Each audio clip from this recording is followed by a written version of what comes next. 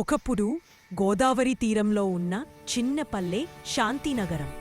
ప్రతి ఉదయం అక్కడ పూల సువాసనతో మొదలవుతుంది మరియు ప్రతి సాయంత్రం దేవాలయ గంటల ధ్వనితో ముగుస్తుంది.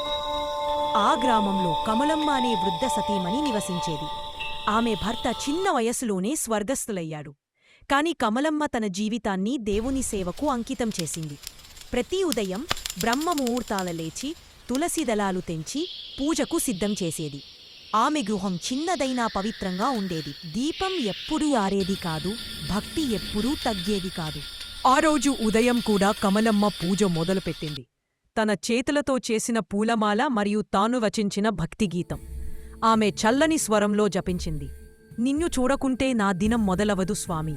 ఆమె భక్తి అంత లోతుగా ఉండేది. ఆ విగ్రహం కూడా ఆ ప్రేమను అర్థం చేసుకున్నప్పుడు. అయితే ఆ రోజు సాయంత్రం ఆకాశం చీకటి కమ్ముకుంది. మెరుపులు, గాలి, వర్షం, గ్రామమంతా నీటిలో మునిగిపోయింది. కమలమ్మ తలుపు దగ్గర నిలబడి దేవుని విగ్రహాన్ని చూసింది. ప్రభూ, నీకు నైవేద్యం పెట్టే సమయమైంది, కాని నీకు దారి కూడా మూసుకుపోయింది. వాన్లో తడుస్తూ ఆమె తన మనసులో ప్రార్థించింది, ప్రభూ, నేను ఇచ్చేది ప్రేమ మాత్రమే, నీవు అంగీకరించు. ఆ సమయం రోడ్డుకేరుకగా ఒక చిన్న బాలుడు వర్షంలో వణుకుతూ కనిపించాడు. ఆకలితో వణుకుతున్న కళ్ళు. కమలమ్మ ఒక్క క్షణం ఆలోచించలేదు. తన చేతిలో ఉన్న దేవుని నైవేద్యాన్ని తీసుకుని ఆ బాలుడి ముందు ఉంచింది. తన పాత చీరలో భాగం చించి బాలుడిని కప్పి చెప్పింది, వెళ్ళు బిడ్డ, దేవుడు నిన్ను రక్షిస్తాడు. ఆమె భక్తి ఆ క్షణంలో దయగా మారింది. రాత్రి వాన ఆగిన తరువాత కమలమ్మ దేవాలయంలోకి వెళ్ళింది. ఆమె భయపడి చూసింది. విగ్రహం ముందున్న నైవేద్యం కనబడటం లేదు. కాని విగ్రహం ముఖంలో ఒక చిరునవ్వు కనిపించింది. దీపం కాంతిలో ఆ చిరునవ్వు మరింత మెరిసింది. కమలమ్మకు కన్నీళ్లు వచ్చాయి. ప్రభూ, నీవు స్వయంగా వచ్చి ఆ బాలుడి రూపంలో ఆ భోజనం తీసుకున్నావా?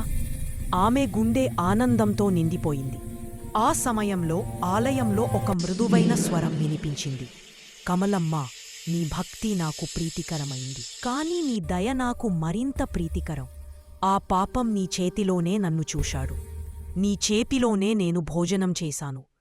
ఆమె కన్నీళ్లు నేలపై జారాయి, కాని అవి పవిత్ర గంగలా మరుసటి ఉదయం ఆకాశం పసిడి రంగులో మెరిసింది. పల్లె మళ్లీ జీవం పొందింది.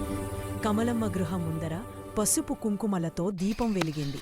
ఆ బాలుడు మళ్లీ వచ్చి హాస్యంతో చెప్పాడు, అమ్మా, దేవుడు నీకు చిరునవ్వు ఇచ్చాడు. కమలమ్మ ముద్దుగా నవ్వింది. దైవానుభూతి, దయా, భక్తి అన్నీ కలిసిపోయాయి. దేవుని చిరునవ్వు భక్తి కన్నా దయా గొప్పది. మనస్లో ప్రేమ ఉంటే దేవుడు ఎప్పుడూ మన రూపంలోనే చిరునవ్వుతాడు.